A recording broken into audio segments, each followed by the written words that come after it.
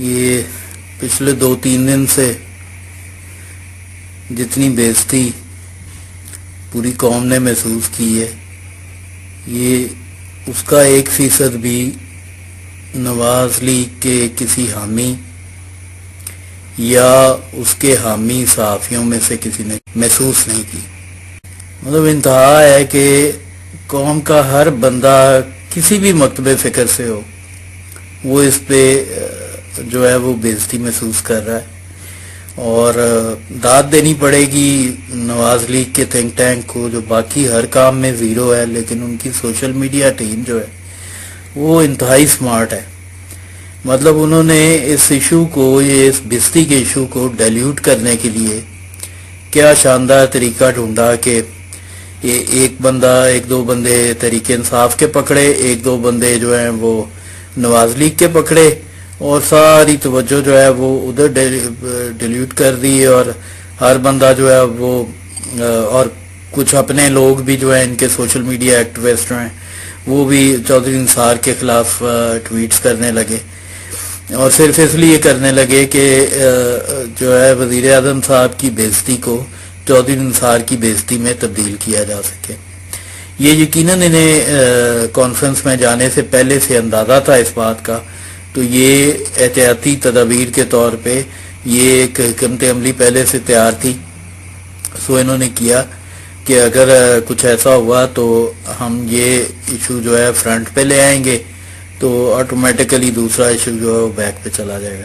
تو اس کی تیاری پہلے سے تھی، اور یہ لوگ پہلے سے وہ ٹویٹس وغیرہ اس طرح کی ہو رہی تھی، تو اگر تو ان کو کامیابی مل جاتی تو یقیناً جو ہے وہ سوشل میڈیا ایکٹیوسٹ والا جو ایشو ہے وہ بیک پہ چلا جاتا اور یہ فرنٹ پہ آ جاتا۔ لیکن اب جو ہے ایک تاریخی بےعزتی ہوئی ہے پاکستانی ریاست کی، پاکستانی وقار کی، اور پاکستانی وزیر اعظم کی، اور بےعزتی محسوس صرف ہم عام لوگ کر رہے ہیں، کیونکہ باقیوں کو کسی سے کوئی سروکار نہیں ہے، ہم عام لوگوں کو ہے، اور ہمیں ہی ہوتا ہے کیونکہ باقیوں کو تو پیکج ملتے ہیں۔ اور شامی صاحب جیسے جو ہمیشہ سے مفت ٹریول کرنے والے لوگ ہیں، جن کو مطلب صحافت کرتے اب تھوڑا سا وہ رہ گیا ہے ان کا کریئر، تو اس میں بھی ان کو گوارا نہیں ہے کہ جاتے جاتے ہی کوئی سچ بول جائیں زندگی میں،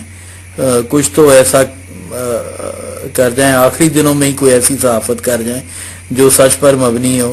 آج بھی وہ وسیم بدامی کے پروگرام میں کہہ رہے تھے جی کہ میں تو صحافی کے طور پہ تبصرہ کر رہا ہوں۔ بھئی آپ صحافی کے طور پہ تبصرہ کریں نا، تو آپ میں ضمیر نام کی کوئی رمق باقی ہو، کوئی چیز ہو، تو آپ کبھی بھی اتنا یک طرفہ تبصرہ نہ کریں۔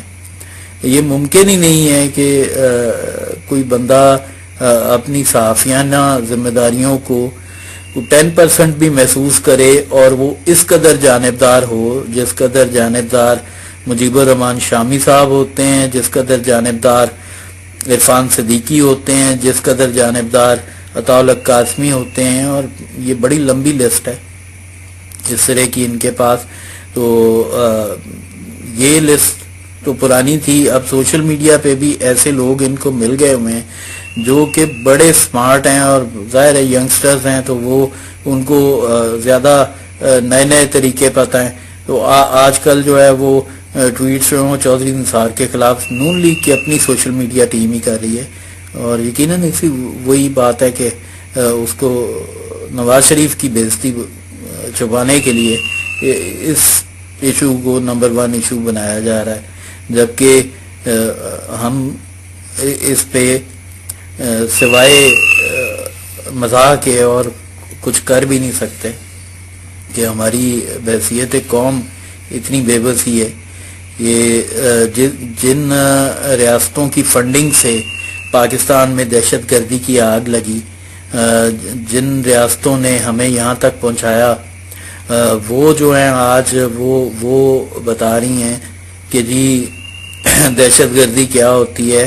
اور میں قطعی پاکستان کے علاوہ کسی بھی ملک کو فرقہ واریت کی بنیاد پر آگے یا پیچھے نہیں سمجھتا۔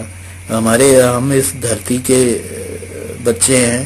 ہمارے لیے سب سے محترم یہی زمین ہے جس کا نام پاکستان اور پاکستان کے مختلف صوبے ہیں.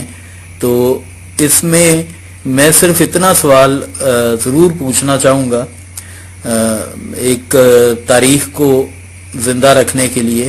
میں صرف اتنا پوچھنا چاہوں گا کہ ایران سے آپ کے ملک میں کتنے خودکش دھماکے ہوئے؟ امریکہ میں، یورپ میں اور پوری دنیا میں کتنے ایرانی جا کر پھٹے؟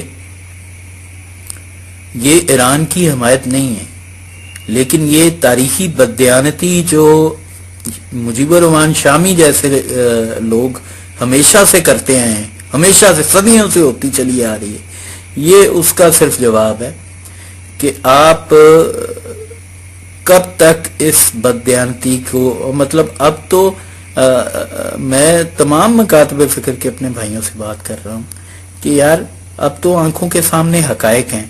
یہ کوئی تاریخ ایسی نہیں ہے کہ جس کے حوالے جو ہیں وہ 20 راویوں نے دیے ہوں.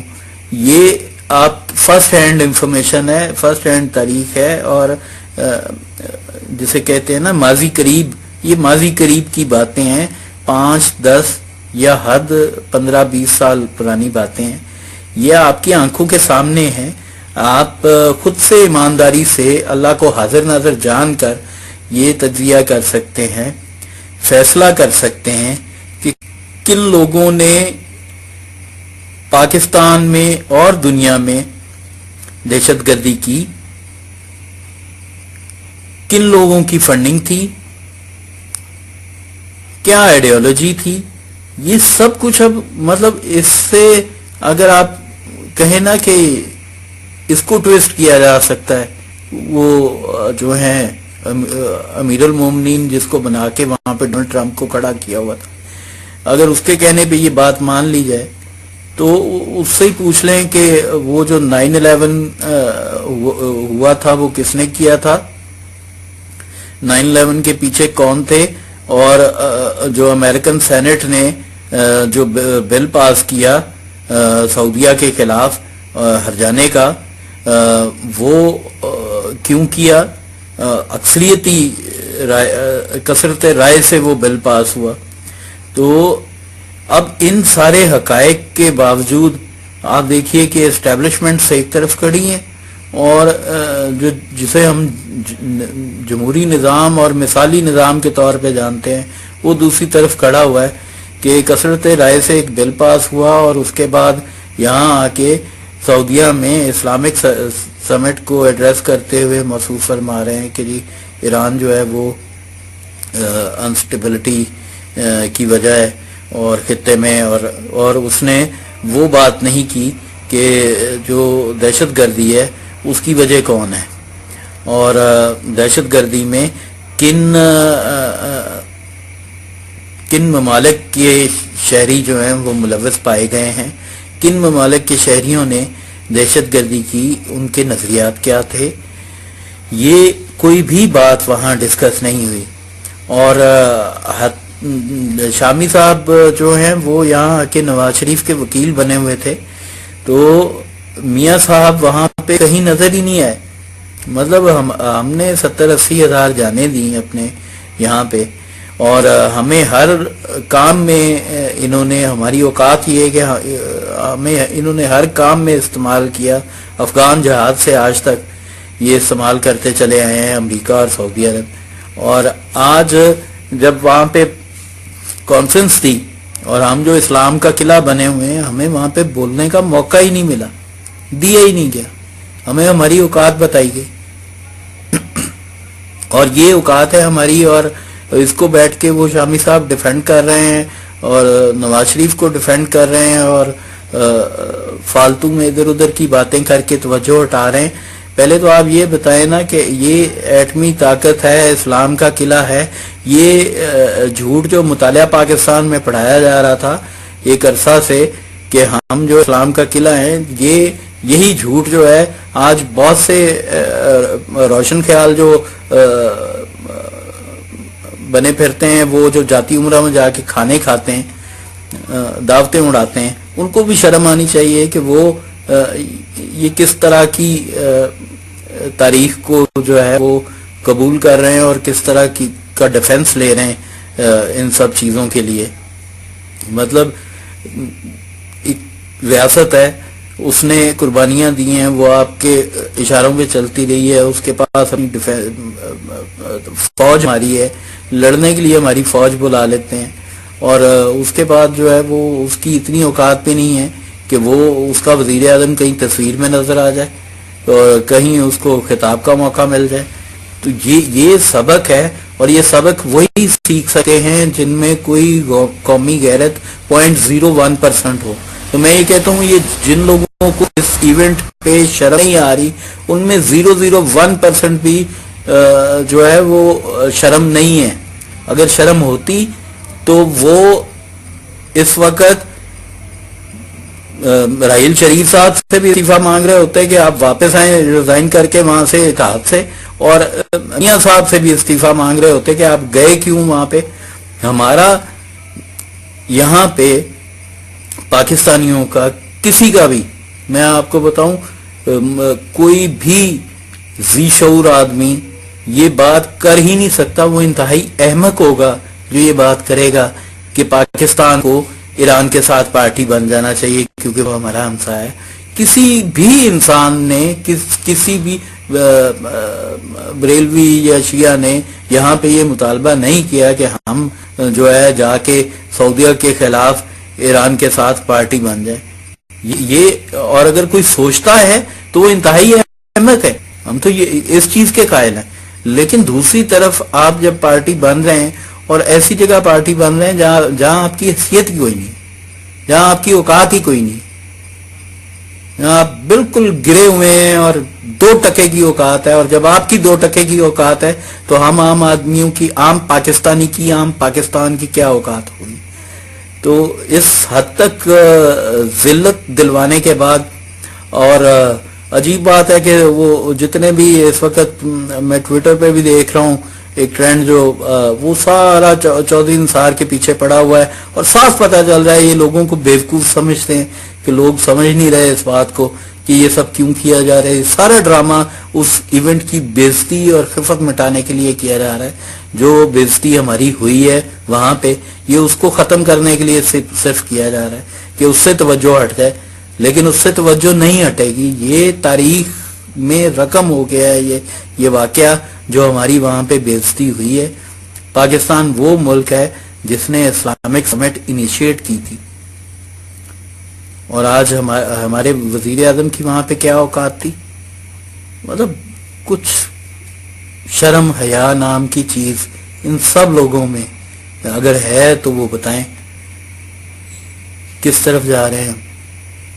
بیٹھے ہیں کسی نے، آپ ان کی بددیانتی ان کی سوشل میڈیا ٹیم کی بھی دیکھیں، کسی بھی بندے نے چودھری نثار پہ کرٹیسائز کر رہے ہیں اور اس کی وجہ، لیکن کسی نے بھی اس ایونٹ کے اوپر بات نہیں کی ان کی سوشل میڈیا ٹیم میں سے.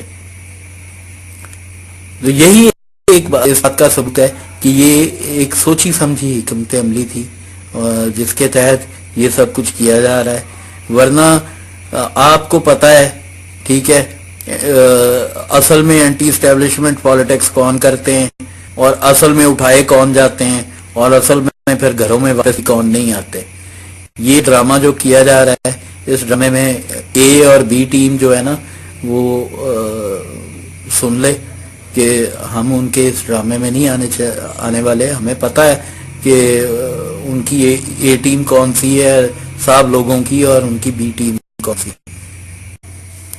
بالکل نہیں صاحب، سبق انہوں نے کیا سیکھنا ہے؟ یہ سب سیکھنے والے ہیں.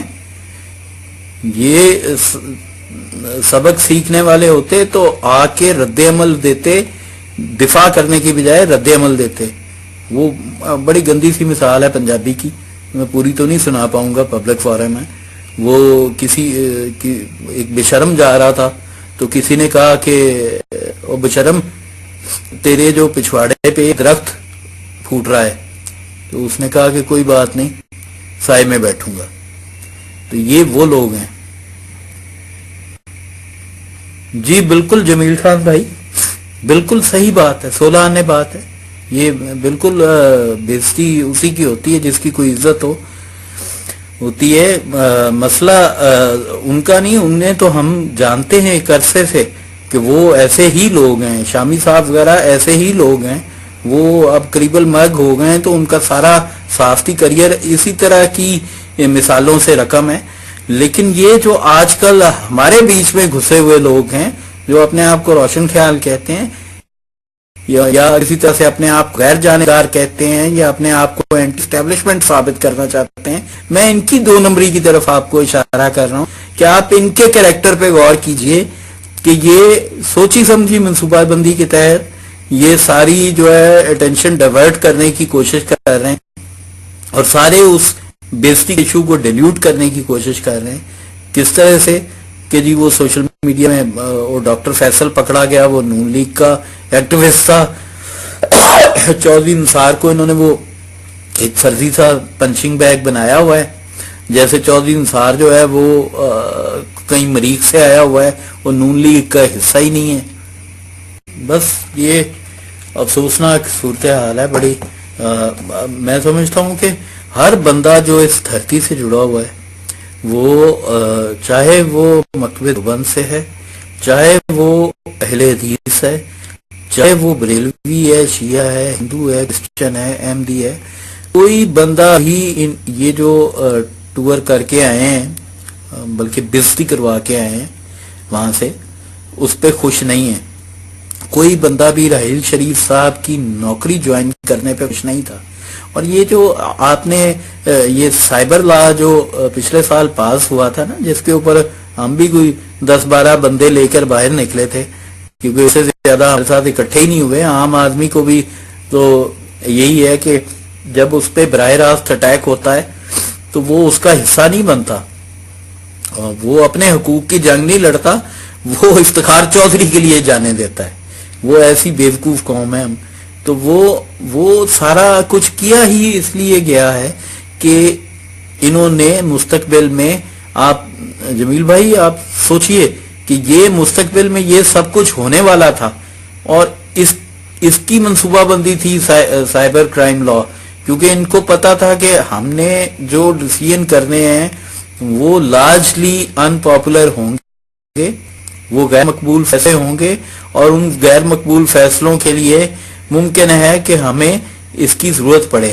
ابھی بھی یہ جو سوشل ایکٹیوسٹ انہوں نے پکڑے ہیں نا یہ ڈرامے بازی میں، یہ صرف اس لیے پکڑے ہیں دونوں جماعتوں کے کہ یہ کسی کو یہ موقع نہ ملے بعد میں کہنے کا کہ دیکھیں جی نون لیگ کے تو پکڑے نہیں اور تحریک انصاف تو پکڑے نہیں، ان کے بارے میں تو مشہور تھا کہ یہ اسٹیبلشمنٹ کی جماعتیں، اور اب آ کے جو ہے وہ پیپلز پارٹی وغیرہ یا اے این پی یا ایم کیو ایم وغیرہ جو جماعتیں ہیں ان کے لوگ پکڑے جاتے ہیں، تو وہ ہمیشہ گلہ کرتے ہیں کہ جی نہیں وہ ہمیشہ ہمارے ساتھ ہی ایسا ہوتا ہے۔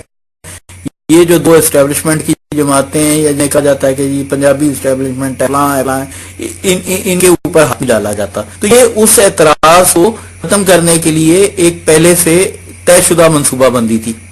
اور اب یہ دیکھیں یہ ڈرامہ ان کو رکھ کے، ہمیں پتہ ہے تھانوں میں کیا ہوتا ہے، تھانوں میں 3-4 طرح کے لوگ جاتے ہیں۔ ایک وہ لوگ جاتے ہیں جو جن کا کوئی نہیں ہوتا، اور ان بیچاروں کو نہ وہاں کھانا ملتا ہے، نہ وہاں ان کو کوئی میڈیکل ٹریٹمنٹ ملتی ہے، اور انتہائی بدتر حالت میں ہوتے ہیں، وہ ایک گندا کھانا کھانے پہ مجبور ہوتے ہیں وہاں پہ۔ اور ایک وہ لوگ ہوتے ہیں اور ان کے اوپر تشدد بھی ہوتا ہے، اور ایک وہ لوگ ہوتے ہیں جن کو ایک علیحدہ کمرے میں چارپائی دے دی جاتی ہے، بستر بچھایا جاتا ہے، اور ان کو پولیس جو ہے وہ اپنے بالکل وہ جیسے داماد ہوتے ہیں اس طرح سے رکھا ہوتا ہے انہوں نے، وہ چاہے جیل میں ہو یا حوالات میں ہو، ان کے ساتھ یہ ٹریٹمنٹ ہوتی ہے۔ یہ پاکستان ہے، یہ پاکستان کے ہر دوسرے ادارے میں یہی حال ہے، یہی طریقہ واردات ہے ہماری بددیانتی کا، کہ یہ ڈاکٹر فیصل وغیرہ ان کو بڑا اچھے طریقے سے رکھا کیا ہوگا وہاں پہ، اور بتایا یہی جا رہا ہے کہ جی بڑا ظلم ہو گیا، بڑا ظلم ہو گیا. سب پروپیگنڈا ہے اور یہ بیوقوف بنانے کی ایک ترغیب ہے. اس کے علاوہ اس کی حقیقت کچھ بھی نہیں ہے. اور جب یہ کوئی حقیقی لوگ پکڑے جائیں جن کے خلاف واقعی یہ ہمیشہ سے اناد رکھتے ہیں، اور جب ان کے خلاف انتقامی کارروائیاں ہوں گی تو یہ کہیں گے دیکھیں جی ہم نے تو اپنے بھی پکڑے تھے، تو ہم تو سب ساتھ ہی کر رہے ہیں. ایسا نہیں، یہ ڈرامے بازی جو کر رہے ہیں ہم اس کو پہلے سے دیکھ رہے ہیں. جہاں یہ سوچنا کم کر دیتے ہیں ہم وہاں سے سوچنا شروع کر دیں. یہ ان کو ذہن میں رکھنا ہوگا. ہم ان میں سے نہیں ہیں جو بچانا چیزوں سے بےوقوف ہیں. ہمیں نظر آ رہا ہے، اندھے نہیں ہیں ہم. تو جی ذیشان بھائی، ان کو کیا محسوس ہونی ہے؟ ان کو آپ دیکھ لیں، وہ شامی صاحب بھلائی کھانے والوں میں سے ہیں، وہ آ کے وکالت کر رہے ہیں. ان کو شرم نہیں آ رہی کہ یار میں کوئی ایک جملہ ہی ایسا کہہ دوں جو غیر جانبداری کے زمرے میں آ جائے.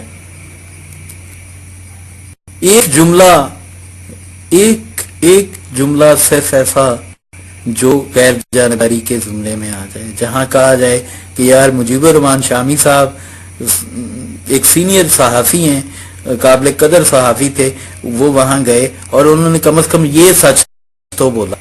ایک جملہ نہیں یار. اس حد تک منافق انسان جو ہیں وہ صحافت میں ہو تو اس پہ رویا ہی جا سکتا ہے. باعث شرم ہے یہ لوگ صحافت کے لیے، اور عرصہ دراز سے ہیں. ایسے بہت سے لوگ ہم لوگ پسند کرتے ہیں بہت سی چیزوں میں، کچھ چیزوں میں بھٹو صاحب کو پسند کرتے ہیں، لیکن شاید اس سے زیادہ چیزوں میں ان پر تنقید کر جاتے ہیں. بھٹو صاحب کے حق میں لکھنے بیٹھے تو 50% حق میں لکھیں تو 55% ان پہ تنقید کر جاتے ہیں. ہاں یہ ہوئی تھی، یقیناً تھی، ماننے والی بات ہے، مگر فلاں کام جو ہے وہ. لیکن یہ مجال ہے، یہ تعلق قاسمی، یہ مجبور شامی، یہ لوگ جو ہیں یہ اس طرح کی کبھی کوئی ایک جملہ کہہ سکیں، یہ تو عجیب. کیا مطلب جتنا ان کے بارے میں بندہ بات کرے اتنا ہی اپنا منہ کا ذائقہ ہی خراب ہوتا ہے. بالکل کر سکتا ہے بھائی ذیشان بھائی، بالکل کر سکتا ہے. ان کا استعفیٰ بنتا ہے. اور اگر وہ جس طرح سے اپنا انہوں نے بڑا ایک امیج بنایا گیا ان کا، تو اگر وہ امیج اسی طرح ہے اور اس میں کوئی 1% بھی حقیقت ہے، اگر 1%، میں نہیں کہہ رہا کہ 99% حقیقت ہے، میں کہتا ہوں 1% بھی اس امیج میں کہ حقیقت ہے کہ وہ بڑے باوقار انسان ہیں، تو ان کو وہاں سے ریزائن کر کے آ جانا چاہیے. یہ پہلے دن ہی یہ بات سعودیہ کی نہیں ہے. پاکستان کا عالمی چیف کسی کو بھی جوائن کرے، کسی بھی غیر ملکی کی جگہ نوکری کرے، اور وہ بھی کسی دوسری ریاست سوورن سٹیٹس کے خلاف، چاہے وہ ایران کی کرے، چاہے وہ سعودیہ کی کرے، چاہے وہ کسی کی بھی کرے. یار یہ ایک ایسا عہدہ ہے مطلب جس کے اوپر آپ ریٹائرمنٹ کے وقت اتنے زیادہ نوازے جاتے ہیں، اتنے زیادہ نوازے جاتے ہیں کہ آپ کو مزید کسی بھوک کی، مزید کسی لالچ کی، مزید کسی نوکری کی ضرورت نہیں رہنی چاہیے. اور ویسے بھی یہ اتنا سینسٹیو ایشو ہے. میں پہلے بھی ایک دفعہ بات کہہ چکا ہوں کہ یہی کوئی چیز کوئی سیاستدان اگر کرے، کوئی بینظیر بھٹو نے کی ہوتی یا بینظیر بھٹو کے کسی منسٹر نے کی ہوتی، جا کے باہر کوئی نوکری جوائن کی ہوتی سیاستدان نے، تو اس کو تو سب سے پہلے سیکیورٹی تھریٹ قرار دے دیتے یہ لوگ. یہ کچھ تو رحم کریں. چلے وہ فیصلہ کر لیں، وہاں چلے گئے، لیکن یار اب تو حد ہو گئی ہے. جانا ہی بنتا تھا، اگر چلے گئے تھے تو ابھی کم از کم یہ فیصلے پاکستان کرے. اور کسی نے کہا کہ پاکستان کھائے گا کیا؟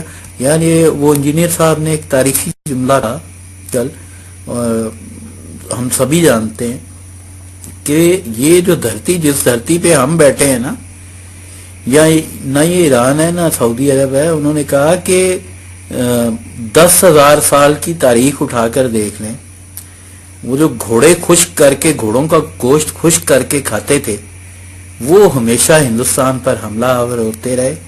یہاں سے کوئی توسیع پسند باہر نہ گیا، کسی کو یہ خواہش نہ رہی. اور وہ ہمیں یہ بتا رہے ہیں کہ ہم مطلب اب کھائیں گے کیا؟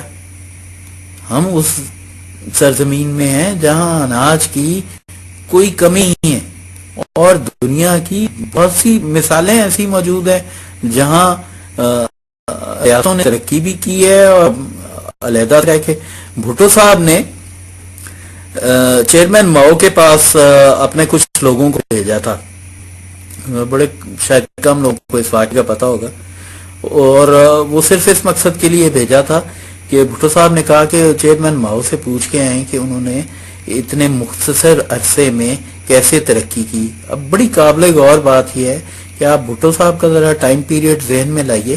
اس وقت چائنا یہ والی معیشت نہیں بنا تھا. یہ جو اب بھی معیشت بنا ہوا ہے نا، جو دنیا کی جائنٹ معیشت بن گیا ہے، اس وقت چائنا اس کا اشر اشیر بھی نہیں تھا. لیکن بھٹو صاحب خود ویژنری تھے، تو وہ دیکھ رہے تھے کہ چائنا کہاں جا کے کھڑا ہوگا، اور ظاہر ہے چائنا اس وقت ایک ٹریک پر چڑھ چکا ہوا تھا اور نظر آ رہا تھا کہ چائنا بہت آگے جائے گا. اس وقت بھی چائنا ہم سے آگے نکل چکا تھا، حالانکہ ہم سے بعد میں آزاد ہوا. تو انہوں نے اس کے پاس بھیجا اور ان کا کہ یار پوچھو ان سے کہ انہوں نے ترقی کیسے کی. تو چیئرمین ماؤ کے پاس جب پاکستان کا وفد گیا بھٹو صاحب کا، تو انہوں نے کہا جی ہمیں بتائیں کہ ہم کیا حکمت عملی اپنائیں جس سے کہ پاکستان بھی چائنا کی طرح ترقی کر سکے اور آگے بڑھ سکے. تو پہلے تو چیئرمین ماؤ نے 3 دفعہ ان سے یہی کہا کہ بھئی آپ لوگ جو ہیں وہ کچھ نہیں کر سکیں گے، وہ جبر نہیں کر سکیں گے اپنے پہ جو ہم کرتے ہیں، تو آپ سے نہیں ہوگا. تو انہوں نے کہا کہ نہیں آپ بتائیں ہم کر لیں گے. تو جب بضد رہے اور پوچھنے پہ تو اس نے چیئرمین ماؤ نے کہا کہ آپ پھر صرف اتنا کر لیں جو ہم نے کیا وہ تو آپ نہ کریں، لیکن صرف اتنا کریں کہ 10 سال تک نہ کوئی بندہ اپنے ملک سے باہر جانے اور نہ کوئی بندہ اپنے ملک کے اندر آنے دیں. تو یہ وہ بات تھی جو اس وقت کے چائنا نے کہی تھی، چیئرمین ماؤ زیڈونگ نے کہی تھی. آج آپ دیکھیے کہ آج ہمیں یہ بتایا جا رہا ہے کہ اس وقت شمالی کوریا روز تجربے کر رہا ہے، جدید ترین میزائل ٹیکنالوجی کے تجربے کر رہا ہے. جس وقت ایران پچھلے 30-35 سال سے پابندیوں کا شکار رہنے کے باوجود پہلا ملک جس نے امریکی ڈرون کو صحیح سلامت حالت میں اتارنے میں کامیاب ہو گیا. وہ کچھ جادو منتر پڑھ کے تو نہیں نا انہیں اتارا ہوگا، علم سے ہی اتارا نا، ٹیکنالوجی سے ہی اتارا نا. تو وہاں بھی یہ شعور ہو چکا ہے، وہاں بھی یہ ترقی ہو چکی ہوئی ہے. تو اسی طرح سے جو ساؤتھ امریکہ کے جو اسٹیٹس ہیں بہت ساری، وہ بھی امریکہ کے ساتھ نہیں ہے، لیکن وہاں بھی کوئی ایتھوپیا جیسی مثال موجود نہیں. تو یہ انتہائی بھونڈی دلیل ہے کہ جی آپ اکثر لوگوں سے سنتے ہیں کہ جی آپ آئسولیشن میں نہیں رہ سکتے. دراصل یہ جملہ جو ہے نا کہ آپ آئسولیشن میں نہیں رہ سکتے، یہ ہم سب جانتے ہیں اور ہم سب اس چیز کے قائل ہیں کہ ہمارے ساری دنیا کے ساتھ اچھے روابط ہونے چاہیے. لیکن یہ جملہ جب بھی کوئی کہتا ہے نا، وہ ہمیشہ مراد یاد کا اشارہ کہتی ہے، ان کے منہ سے سننے کو ملتا ہے آپ کو. کیونکہ ان کے مفادات ان سے جڑے ہوتے ہیں. عام آدمی کے مفادات جو ہیں وہ ان سے بالکل نہیں جڑے ہوئے. ہم جب اس نوعیت کی گفتگو کرتے ہیں تو ہم اس نظام کو جو اس کو ڈیل کر رہا ہے، جسے ہم کہتے ہیں کیپٹلزم، سرمایہ داری نظام، وہ اس کو یکسر فراموش کر دیتے ہیں کہ بھئی یہ مثالی جمہوریتیں ہیں، یہ روشن خیال کنٹریز ہیں، یہ سیکولر معاشرے ہیں. لیکن جسے ہم سامراج کے طور پر یاد کرتے ہیں، وہ سامراج کی ایک نشانی جو سب سے زیادہ طاقتور شکل میں آج بھی موجود ہے وہ ہے کیپٹلزم. اور وہ کیپٹلزم آپ کو یو این سے لے کے یو این کے جتنے بھی ذیلی ادارے ہیں ہر جگہ پہ موجود ملے گا. وہ آپ کو WHO میں بھی ملے گا, وہ آپ کو یونیسکو میں بھی ملے گا, وہ آپ کو جو ہے عالمی عدالت انصاف میں بھی ملے گا.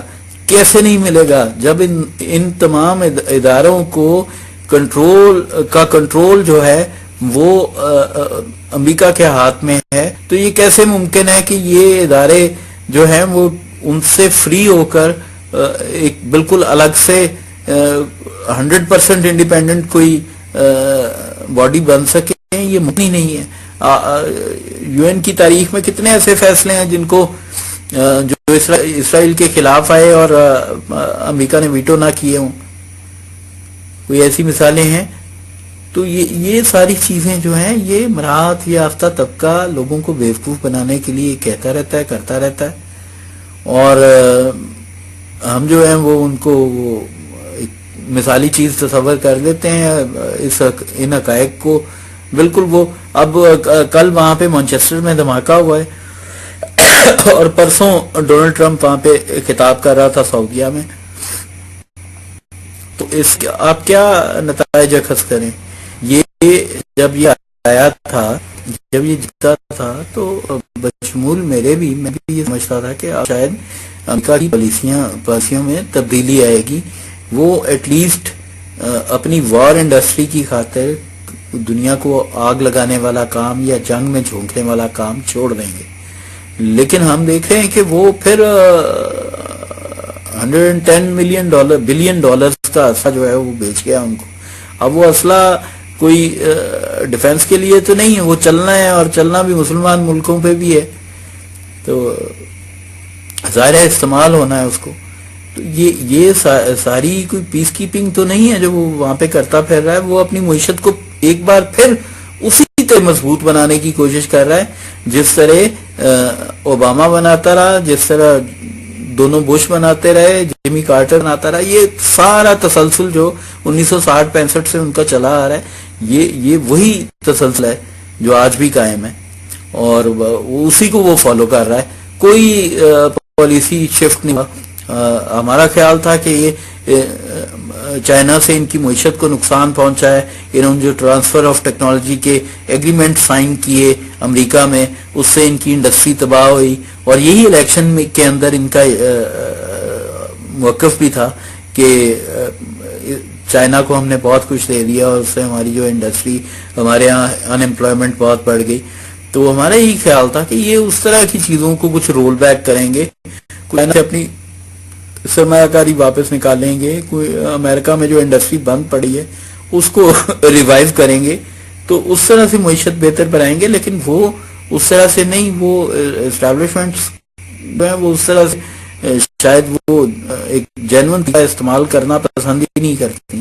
وہ یہی پسند کرتی ہیں کہ اس طرح سے اسلحہ بیچ کر اور ناجائز طریقوں سے کوئی ڈرگس بیچ کر جو ہے وہ پیسے بنا لیے جائیں, اور اس طرح سے معیشت. اور کیونکہ ظاہر ہے کہ وہ سرمایہ داری نظام ہے, اور اس سے اس ساری ٹریڈ سے چند لوگوں کو نوازے جانا ہے, چند لوگوں نے کھانا پینا ہے, تو وہ یقیناً پھر وہ اس کو جو ہے وہ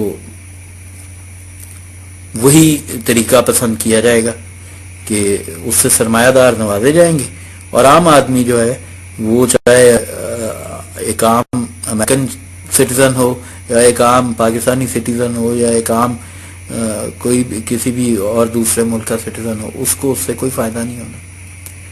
اور اگر وہ سعودیہ ہے تو ظاہر ہے شاہی خاندان موجود ہے سونے کے کموڈ لگوانے کے لیے. ٹھیک ہے, پھر بس یہ کچھ تھا آج کے لیے, اتنا ہی تھا. آپ لوگ سلامت رہیے. اللہ تعالی ہم سب کو اپنی امان میں رکھے. خدا حافظ.